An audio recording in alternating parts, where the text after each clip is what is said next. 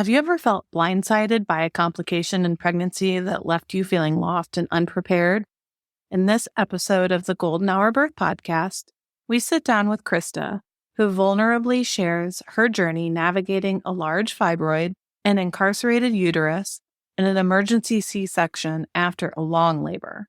Krista's story brings up the important question: how do you navigate for yourself and find support when faced with unexpected challenges in pregnancy and birth? Join us as we explore the power of trusting your instincts, seeking specific help, and finding healing through sharing your story. Krista's experience highlights the importance of speaking up when something doesn't feel right and leaning on others during trying times. Tune in to gain valuable insights on facing the unknown with strength and grace. The Golden Hour Birth Podcast, a podcast about real birth stories and creating connections through our shared experiences. Childbirth isn't just about the child. It's about the person who gave birth, their lives, their wisdom, and their empowerment. We're Liz and Natalie, the Golden Hour Birth Podcast, and we're here to laugh with you, cry with you, and hold space for you. Welcome to the Golden Hour Birth Podcast. I am your co-host, Liz. And I'm your co-host, Natalie. And tonight we have Krista from St. Louis on. We were connected through our husband's cousin. So thanks so much for coming on tonight, Krista. Yeah, thank you for having me. Yeah. So if you want to go ahead and tell listeners a little bit about you and your family. Yeah. So the reason why we're all here, I am Nolan's mom. He was born May 5th, 2022. So he's a Cinco de Mayo baby. Is 20 months old or, almost 2 years old, a year and a half. It's so crazy, like how we say months in the age, but I get it now after being a mom. So other than that, I'm a wife, I'm a friend, sister, daughter. I'm also a teacher. I've been teaching for about 10 years. Outside of being a teacher mom, I love exercising. I play pickleball. We recently got a Peloton, so I've been really into that. I love meal prepping. Spending time with family and friends is really important to me. And I love technology, shopping, a little bit of Netflix. Also, becoming a mom, I've been really big into self-care. So I love getting my nails done, like going to get a massage, because as I like to say, mama deserves it. For sure. Yeah. I was born and raised in St. Louis. So also love anything St. Louis, emo, toast ravioli, give me all of the things. Yes. Gooey butter cake. Yes. All of it. Yeah. Oh my gosh. I could talk about emos all day. I mean, I love Provel cheese. Yeah. Yeah. Yeah. I just moved, my work moved to the Hill, and I just started, they just opened a month or two ago, and I'm just in heaven with all of the Italian restaurants. Food. Love it. So if you want to go ahead and go into you guys deciding to start a family or finding out you were pregnant. Yeah. So my husband and I met in college. Back up a little bit. We dated actually 7 years before we got engaged. It was kind of I was young and we knew we wanted to get married eventually and start a family, but we wanted to live life a little bit on our own first. So we're actually both living in Soulard. So yeah, you know about Soulard. So much fun. Lots of things to do there, both with our friends and kind of enjoy that life before. But now at this point, my husband and I, Patrick, have been married for almost 7 years. As far as starting a family too, we wanted to save up money to buy a house. We were living in this very small apartment in Kirkwood for about a year. And I told him, we will buy a house in 1 year. I want to get out of this little apartment after Soulard. And so we bought a house in a year. After that too, it was okay, let's save up money so that we can have some kids and want to kind of live the life, the way that we want to live. Mm-hmm. Bought a house in 2018. And then, COVID kind of hit in 2020 and feel it just changed everything. There was just so much uncertainty there. So it was okay, what do we do? Do we wait? We also really wanted to travel. So we took actually all in 1 year, the year I got pregnant. We went to Mexico, Gulf Shores, LA. And then our last trip was a small little trip to the Lake of the Ozarks with some good friends for my birthday. And that was when we were kind of starting to try to get pregnant. So it took us about 2 months to get pregnant. So it happened very quickly for us. Yeah. Sounds like you had a good year though. Like perfect, kind of like last hurrah. Not that you have to stop traveling when you're with kids, but it's just, Yeah. an uncomplicated journey there.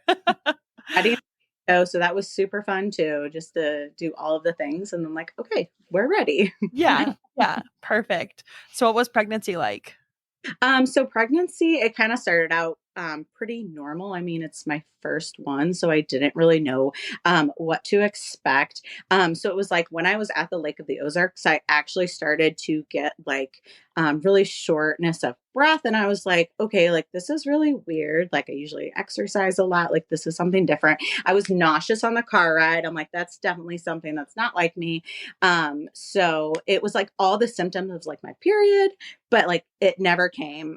So kind of like taking that pregnancy test and, like it was like, okay, we want to like wait to tell people, not right away, like afraid, something might happen. And like I said, awful morning sickness. It was like all day sickness. Like I never threw up, but it was just awful. I remember I look back at like my notes and I'm like, this is the worst. Like, why did I get pregnant? I did a Zofran and like it really didn't work either. It, we went to the doctor in 9 weeks and she's like, okay, everything is good. Except she's like, okay, you have this 12-centimeter fibroid that is on top of your uterus. And it was like, I didn't even know what a fibroid was. I remember I like didn't even Google like what's a fibroid. I went on Facebook and I Googled fibroid pregnancy. And I actually found this group. It's called Fibroid Sisters Pregnancy. And I kind of found a lot of comfort like finding that group like later on in pregnancy. I went on there. It was like, okay, women had like 5 fibroids or like one very tiny fibroid. I'm like, okay, like I'm hearing all of this. Like I feel, a little bit more confident about kind of what's going on. And so it's basically like a large growth that was on top of my uterus. And I remember my OBGYN was like, did you know that you had like, you don't know that I'm like, how would I know? Like, I feel like you're the person that's supposed to kind of tell me this. So other than that, it was like, okay, like, what do we tell people? Like, we're ready to tell people. I'm not going to say, hey, mom, I'm pregnant. I also have this gigantic fibroid. So we kind of just didn't talk about the fibroid because the OBGYN, she was like, we don't really have to worry about it. Like, everything is fine. We're just going to kind of monitor it. So like in the back of my mind, I just kind of kept that in there. So I remember at 12 weeks, I had a really bad stomach pain. And I remember calling my girlfriend and she's like, okay, don't go to the ER. Like, don't freak out. You can go to the maternity center and like, they will take care of you. So I went there and they basically told me like that it was a stomach bug. And so I go walking out of the maternity center, like I'm hunched over. I cannot walk at all. And like, remember thinking like something's wrong. Like this is not how a stomach bug should be. So the next day I'm kind of laying in bed. My mom comes over. She's trying to help me do things around the house. And she's kind of like, like maybe we should go back. And like my mother-in-law is also texting me like, you should probably go back. So we ended up going back again because it was like, I knew like something's wrong. And they did an ultrasound. My mom was there with me, and they explained at that point that I had an incarcerated uterus. So basically meaning like my uterus was out of place. And in my mind, they never really said it, but I think that the fibroid on top of my uterus was what pushed it kind of out of place. So I remember he was like, oh, if any issues come up, like we'll schedule a little procedure, like, but you're fine for now. And my mom kind of motioned, like the room was very dark. I had a wheelchair that I'd come up to the maternity center in, and she's like, she's in a wheelchair, like, and he's like, oh, well, that like changes everything, that you're in pain.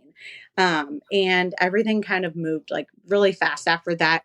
My OBGYN was there and with a resident, and she's like, this is really rare, like what has happened. And it was like something like 1 in 3,000 pregnancies this actually happens. And she's like, I've done a few of these in my career. So it was like very fast. Like she needed to do it right then. Like she didn't even have time for like Patrick to come. Like I was texting him, kind of let him know what was going on. But my mom was in the room. And basically they worked together kind of with their hands and tools to push the uterus back into place. So like I was on all fours at this point, and like my poor mom is like in there having to experience this. Oh my gosh. And I was in like so much pain. And when I got done, they were like, well, labor is going to be nothing for you if you deal with this. And I'm like, okay, like, am I supposed to feel better? And they also said that usually they put people under anesthesia for that. But they said it was better that I didn't, because they kind of knew by the sounds that I was making that like it had worked. So basically when like I screamed the loudest, like it was done. And that was like crazy to me. Like it is 22 at this point. Like why? I hope this isn't like too TMI, but like, did they like put their hands up? Yes, that's what I was trying to explain. Their hands up there, tools up there to push it into place. Oh my God. I am so sorry you went through that. That's a And lot. yeah, I remember after too that someone was like, that also could have caused a miscarriage. And I'm like, I didn't even think about, I like had no time to ask questions or like anything like that. It just happened so quick. Too. So kind of after the procedure, I wish they would have just said like, hey, you're going to be in a ton of pain for like a few days, because I kept going back to the maternity center because I was in so much pain. And I was like, did it happen again? Like, can the uterus go back out of place? But it was just kind of part of the procedure. And they gave me some pain medication to kind of just get through it. Okay. Was it like an outpatient? Like they didn't admit you, or I went right home. Like what? Yeah. Yes, I remember like my best friend brought me food, and it was like I could not do anything that weekend. I had to miss work a few days, but it was like, okay, after that, like let's keep on rolling. Oh, wow. So after that, it was pretty normal. I'm always in the back of my mind, like thinking about that happening. And I was just so scared that something else was going to go wrong. Like, yeah, it just, yeah, that was tough kind of dealing with that. But yeah, kind of skipping ahead a little bit, to like 36 weeks. So yeah, everything was pretty normal. Other than that, I remember, I think I made one more trip back to the maternity center. But that was it. So at 36 weeks, it was like the baby, they said that the baby was really big, but I also had that big fibroid in there too. So I was measuring ahead, like my stomach was just huge, uncomfortable. They actually had me redo my glucose test. And I don't know if that's like a normal thing that happens, but I passed that again. and and the 1 hour one. Yeah, just the 1 hour one. Yeah. Yeah, you didn't have to like do the 3 hour, because like I know that that's another one that you might have to do. So I did the 1 hour one like previously, and they're like, let's just redo it again. Yeah. At 36 weeks. So that was kind of strange to me. But everything was always good with the baby. And they did say I had low amniotic fluid at that 36 weeks. So that's when I had to do the weekly non-stress test and kind of those extra ultrasounds too, which I was kind of already doing with the fibroid too, just to kind of keep an eye out. With that. So we were like, ever since, I guess, 36 weeks, it was like, we were so prepared. We had our bags. We were like ready to roll. Like anything can happen. Like this crazy fibroid pregnancy, like, let's do it. So I remember our 37-week appointment, like everything was good. And then at 38 weeks, we didn't have our bags. Like we drove separate cars, like from work. So like we weren't prepared at all. Like, I don't know why. So we had to do the non-stress test. And basically when that was going on, the baby's heart rate dropped when I had a contraction.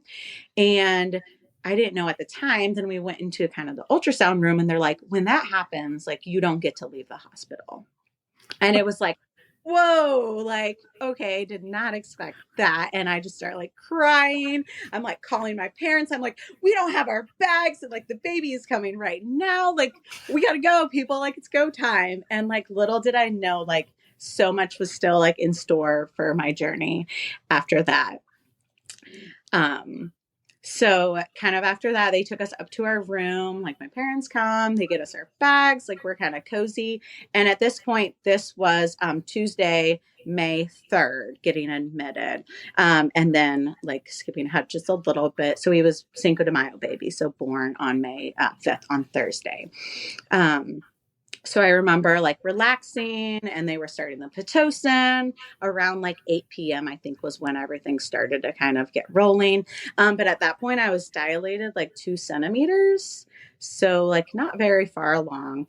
And I remember the first night they had to move us rooms because of staffing issues. And that was kind of a whole big thing too. Like we did not get any sleep. I ended up, they did the Foley bulb around 2 a.m. And we did not take any birthing classes or anything like that. She was kind of like, we'll talk you through everything. Like, you don't need any of that. So I had no idea what some of these things were. And like, I trust that the nurses, know what's best and are going to do what's best. So they said I could get like the epidural before the Foley bulb. And in my mind, like I knew I wanted an epidural. I was like to them, I said, is there any reason why I should wait? And like that. They're like, no, go ahead and get it if you want it. And like in my mind, I'm like, there is no like gold star for how long you are without an epidural. Like just that's what my pediatrician said to me. You don't get a gold star. Yeah, like yes, there is a medal, like so just get it if like you want it, and if you don't, like, that's okay too. But I knew that I wanted that. So yeah, everything kind of Tuesday just moving very slowly, and like the same for Wednesday. It was like, okay, it's May 4th, like I'm ready. I'm having a May the 4th be with you Star Wars baby. Yes, it is what it is. So I remember I was dilated to 4 at 4:30 a.m. on Wednesday. And then they came back and they're like, no, you're actually a 2. Like you haven't made any progress. It's all about perspective. And I was like, what? Like I was so excited thinking I was making this progress. I remember like they got the peanut out. I'm trying all these different positions. Like we're FaceTiming people just to kind of pass the time, like letting people know what's going on. And they're like, is there the baby yet? Like what's happening? And I was like, nothing is happening. So they ended up like upping the Pitocin, and they just kept checking me. Still no progress. And they had to stop the Pitocin and then start it over from the beginning. I'm like, okay, like let's do this. It's all right. And they were still kind of checking me, and yeah, basically like it was still the same. So then I have at 12:30 a.m. they tried a suppository, kind of a different medication. So this would be on Thursday, and they're like, this is going to work better. So it was 4:30 a.m. I was still at a 3, and that's when they decided to break my water. And I had no idea what that was like going to be like either. It just kept coming, and that was something totally crazy too. I'm like, oh my goodness. Kept leaking. And finally I was at 4 centimeters dilated, and I was just starting to feel like a lot of pressure, and like some time went on. I was at a 5, and I took notes like the nurse is amazing right now. So like everything was moving along. And she got checking on me, and it was 11:30 a.m. and I was dilated to a 9. And then it's like, okay, like a 9, like I'm still at a 9. I'm like calling my mom and dad. I'm like, come to the hospital. Like, what are you doing? It's raining. My mom was at the post office. I'm like, get here. Like the baby is coming. I knew that I wanted my mom in the room for that too. That was really something that was important to me. Patrick was in there as well, but I just really wanted her to be in the room. So she kind of rushes over there, and like, we still were not close. So I don't really remember when or like if ever they're like, you're out of 10, but I just remember I'm like, I'm feeling a lot of pressure, and they're like, it's time to push. So I couldn't really figure out what time that was around. My husband thinks around 5 p.m. So I basically pushed for an hour, and it was like, nothing was happening there either. So they actually had me stop for an hour. They're like, we want like the head to drop. So like stopping for that hour was like the most pain I had like ever been in. It was just like, I kept telling myself, I was like, you cannot like remember pain. I'm like, you'll never be able to like feel this pain again. Like just get through it, have this baby, like it'll be okay. So I don't know how, but that kind of got me through that hour of stopping. And, they were like, well, your hips are small and the baby's head is really big. So like, it wasn't like I was getting a lot of answers as to kind of what was happening. And basically they were like, you're pushing like a rock star. But if you want to stop, like, that's okay. We can do the C-section or you can keep pushing. And I was like, I want to keep pushing. Like, I want to know like that I gave it my all before let's have a C-section. So I pushed for another hour after that and just, I mean, nothing was happening. So kind of after that, the baby's heart rate was really high and I ended up spiking a fever.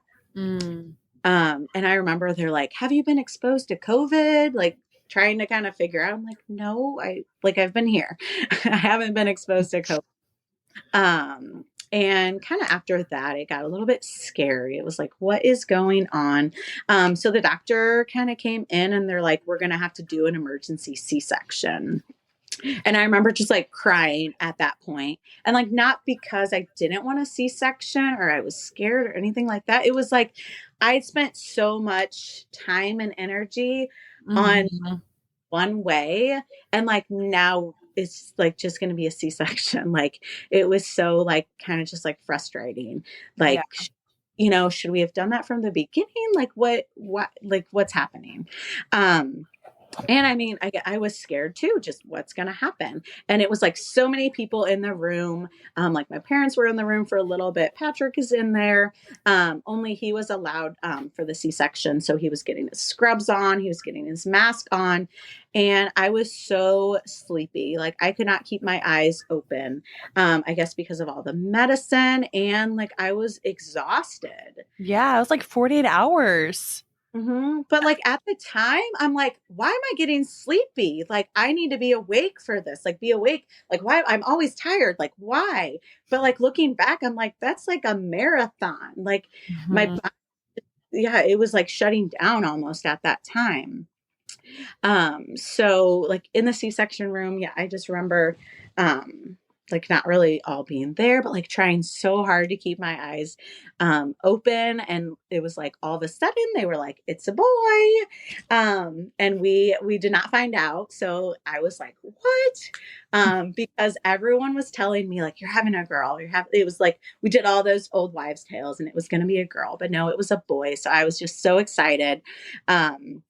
And Patrick kind of got that time to like cut the umbilical cord and hold him. And the whole time, I'm being like fixed back up, feeling this pressure. And I'm like, I'm kind of feeling some things. So they're like pumping me with more medication. And I'm like, why do I have like this IV in my arm? And they told me, they're like, you lost a lot of blood. Like we had it just in case we had to use it for like a blood transfusion, but like it wasn't needed. And I was like shaking and they're just like pumping more meds in me. And I also remember being like, how big is the baby? And they were like 7 pounds, 12 ounces. And I'm like, that's interesting because whole time it was like big baby, big baby. Like to me, that's a very like medium sized baby. I was expecting like 9 pounds, 10 pounds. After they pumped me up and made me redo the glucose test. But he was born at 9:39 p.m.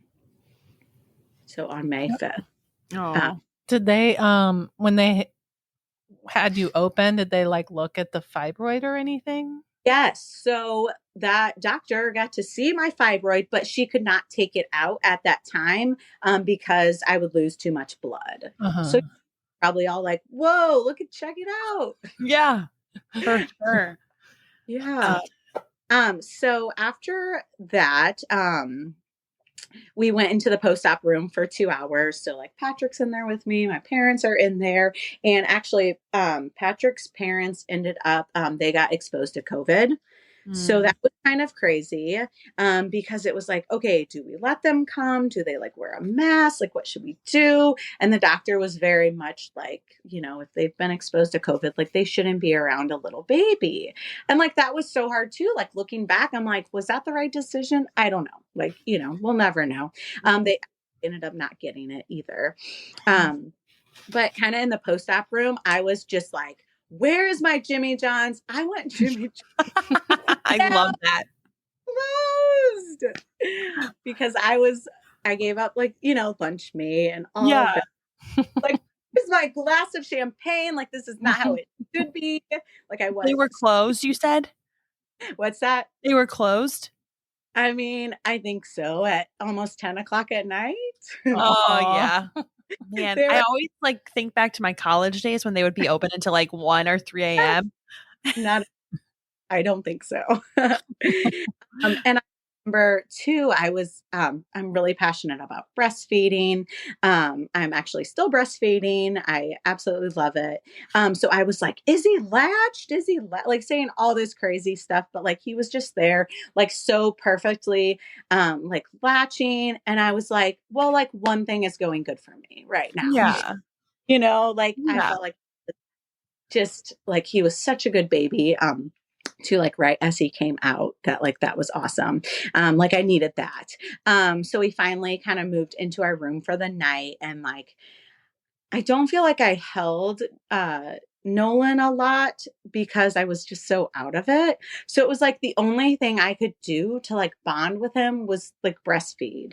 And even with that, like the nurses are like turning on the lights, like, you need to stay awake right now, Krista. Like, what are you doing? And they're helping me like hold him too, because I'm like falling asleep. But other than that, it was like Patrick changed all the diapers, like had to hold him and like visit with everyone kind of coming in. And it was like, I didn't really get to do all those things. I'll kind of get to that in a minute, like why also kind of what happened after that. But so Friday, I feel like that was a pretty normal day. I could order breakfast and lunch. Like we're in there just like having a good time. Like my family came to visit after they all got off work. But I remember I felt like very sick and nauseous. And I'm like, I need to lay down. And like my mom's like, oh my gosh, like we like overdid it. We shouldn't have came to visit. And I remember my sister-in-law later, she's like, I could tell like something was like not right. She's a doctor. But she's like, I didn't feel like it was like my place to like say anything then. So that evening was when like I just started like throwing up. And it was just like crazy. Like it was thrown up like I've never seen that kind of throw up kind of before. And my stomach was huge. I guess I don't know how it should look, but like the picture that day, it just is like crazy how big my stomach was. So for Saturday, we were like, no visitors, since I was throwing up and having this awful time. But I'm like, Mom, I need you to come up because like Patrick cannot do all of this. Like I'm over here throwing up, like Nolan's crying. The nurses are running in, like we need some help. So that was when like the nurses kind of figured out that I had an ileus. So basically my like intestines just stopped working after surgery. And like, that's a normalish thing that could happen after surgery, I guess. But like, I don't know. I never really heard of someone that had that after a C-section. So they had to put an NG tube in me for that. So it went up my nose and down my throat. Like it wasn't like this little oxygen tube. I remember I text my best friend. I'm like, I got this tube. She was picturing like a cute little tube. No, it was just like up my nose, down my throat. Mm-hmm. So painful. After they put that in, they're like, oh, sometimes we get punched when we're doing this. And yeah, I felt like punching you. Yeah. And I remember like they were getting ready to leave after they put the tube in. And I was like, okay, like I can do this. Like maybe a few hours it's going to be in, like we'll get through this. And I'm like, just like how long about, do you think I'll have to have this in? And they're like, a few days. So I had the tube was basically pumping everything kind of out of my stomach. Oh my God. So And it was like with every like swallow, like you felt the tube in Oh, there. Like it was awful. And my mom out of the room for that. She came back in the room and she's like, you were just like seething. Like you were so mad at that point. And like, I just did not say a word. And I'm usually pretty dramatic and animated, but like, I did not complain because it was just that like miserable kind of what I was going through. mm-hmm. So I remember having like wonderful nurses in there, and they were all like, one was like prepping the other nurses. They're like, okay, like this is what she likes, this is what she doesn't like. 'Cause they'd been with me for so long. She's like, now when she goes to the bathroom, like don't stand in there with her, like she wants you to close the door, like get out there, give her some privacy. So it was just like funny things like that like Mm-hmm. got me through it, like all my funny quirks, but it was like I was in so much pain. So Sunday, we're still in the hospital. It was actually Mother's Day, like Mm-hmm. worst Mother's Day ever to be in the hospital with a tube. Like my in-laws came to visit. I was just like out of it. And like, you know, everyone else got to hold the baby and just like enjoy that time. And I was just kind of just all I could do was breastfeed still at that point. And I remember they were like, you can do like, this is hard. Like you can do formula if you want. And I had nothing against that, but I was like, this is all that I can do for my baby. Like right now, like just let me do this one thing. I can't do. So like I said, yeah, that was like kind of my bond. So then on Monday, we were still in the hospital. They actually ended up kind of clamping the NG tube is what they do before they totally take it out, just to kind of see how you react to that. So I remember I could have like soda and broth and juice and like, I like had nothing, no food in my stomach. They gave me like an IV, and finally by the end of the day, I got the tube kind of taken out and I could have a dinner, like a soft dinner and then a breakfast as well. And they kind of like took out the staples for the C-section. And I remember that wasn't very bad, like kind of taking those staples out. So Tuesday was May 10th, and that was the day we finally were told that like we could go home. But I had this small problem where I could not pee because this whole time they had a catheter in me and they would like keep taking it in and out. Like I think 5 or 6 times I had that kind of in and out. So they were like, you're going to have to go home with a catheter. And I'm like, what? But I'm also like, okay, we're going home. Like, it's fine. We can do this. But it ended up, they called my doctor and she's like, take it out, make her pee, then she can go home. And I like drink tons of water throughout the day. So I'm like, yes, like if you just let me drink actual water, I will be able to pee. So sure enough, I drank water, I peed, and I was able to go home. It was like 5 p.m. by the time we actually got to our house. Wow. So full week. Yes. Tuesday to Tuesday. Oh my gosh. Wow. So how was healing from there? So healing from there, I think like the C-section, it was pretty rough. Like I remember like asking my mom, I was like, will I ever feel like myself? Like when will this get better? And she actually had 3 C-sections. So she kind of knew what I was going through. But like not really a lot of my friends had C-sections. So I was kind of like on my own with that. But it was rough, but I would say pretty normal with recovery, just moving slow, things like that. Nolan was such a great sleeper. So like that made it, really good that he was like just so awesome. Lots of friends and family really supported us, like bring us food, helped us out, and things like that after. That's good. It seems like you have a rockin' support system from like you're very close with your parents and your in-laws and things like that. So that's really, really great for you, especially while going through, you know, the whole pregnancy and everything. Wow. Yeah.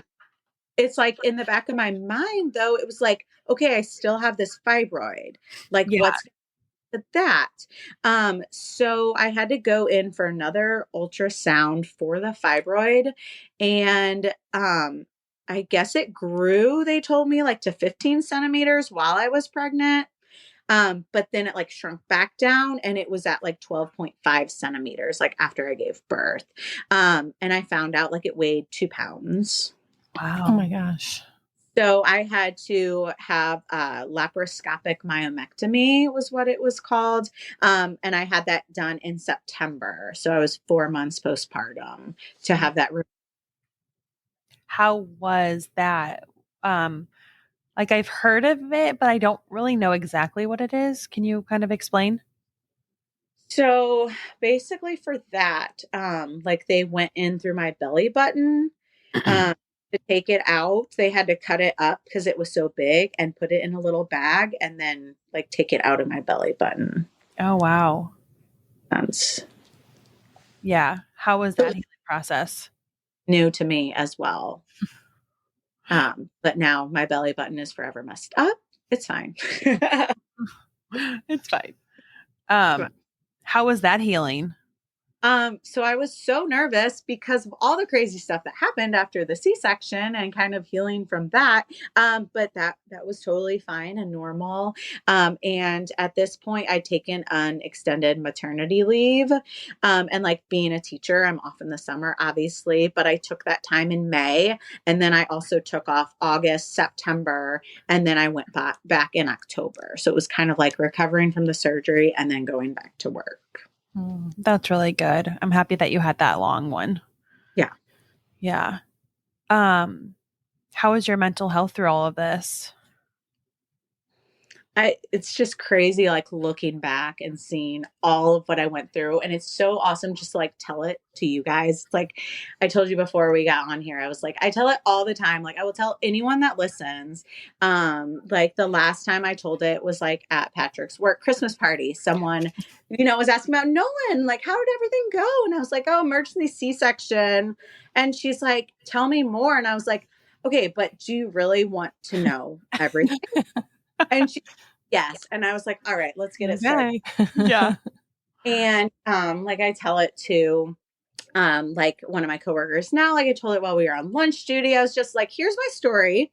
And my other coworkers like, why do you don't tell her that. Like you are going to scare her. And I'm like, no, like it needs to be said, like people should hear all different types of birth stories. Like it is not all sunshines and rainbows and what you sometimes see on social media, wearing the cute gown. Like I had all of those things. I wore the hospital gown the entire time. Like it was awful. Going home, I was in pajamas. I get it. I was too. What was I going to say? Oh yeah. Cause like fibroids are so common too. Like, but it size of the fibroid that was so unusual. True. Yes. Yes. Has they ever said like this could happen with like a future pregnancy, or they don't see it coming back because you had the myomectomy? So my doctor that I had for all of this is she left. So I'm actually getting ready to in a week to go in for like my yearly checkup. So I plan on kind of asking some more questions kind of about that, but they never really, I know they can come back. Who also told me, she's like, you're going to have to be on birth control for the rest of your life because that makes the fibroid like not be able to grow. And I'm just like, okay, that doesn't sound right. Like, I don't know about that. So I feel like I'm going to just have to ask more questions about that. Yeah. Yeah. So, yeah, is that not something that they would have seen like on a yearly exam? Like it couldn't have grown that fast. Yeah, that's what I thought too, but never any mention of that either. So very much went for all of my checkups and all that. So yeah. So you were he was kind of like, you didn't know you had, like more putting on me almost. No. Yeah, because we don't even get ultrasounds of the uterus until you're pregnant. Exactly. Yeah. Unless you have pain, I guess. And And like, I remember, I mean, on my chart, it's like I have painful periods and that is one of the symptoms. obviously I don't know how everyone else is with that. So it's hard to kind of compare. And yeah, I think that was kind of just shrugged off too. Like my painful periods. And like, I don't know, maybe that was like a sign there too. Yeah, definitely could have been. Hmm. Yeah, they don't take our health very seriously. Was there anything else that you wanted to add, or just any advice that you wanted to give other moms who might be going through something similar? Yeah. Some advice. Yeah, like speak up when something doesn't feel right. Mhm. That's definitely them telling me like the stomach bug and all of that. It was like something's wrong. Like I don't think it's a stomach bug. And kind of like advocating for yourself. And then also like asking for like specific help when you need it from like family or because it's so many times they're like, well, let me know if you need anything. And you're like, yes, I need, my dishwasher unloaded. I need my floor swept. Like, I need food. Like, ask for those specific things. Like, just don't like kind of shrug that off. Like, take the help kind of when you need that. Definitely. I love that too. I feel like I always have that happen. Like, let me know if you need anything. Yeah, I do, but I don't know how to say it. And I feel like now going through this, like other friends that have had babies, like I will bring them like breakfast, lunch, chips, like a smoothie, like all of the things. Like, can I unload? They're like, I'm sorry that I sucked before, but like now I know like that you need so much help. Yeah. Well, that's awesome. You can be my friend. Yeah. Just kidding. So how can people get in touch with you if they like? Yeah. So like on Instagram, I'm pretty active on that. I'm not like influencer or anything like that. Just regular, crazy teacher mom. So Instagram Love it. too. Yeah. Well, thank you so much for coming on and sharing your story.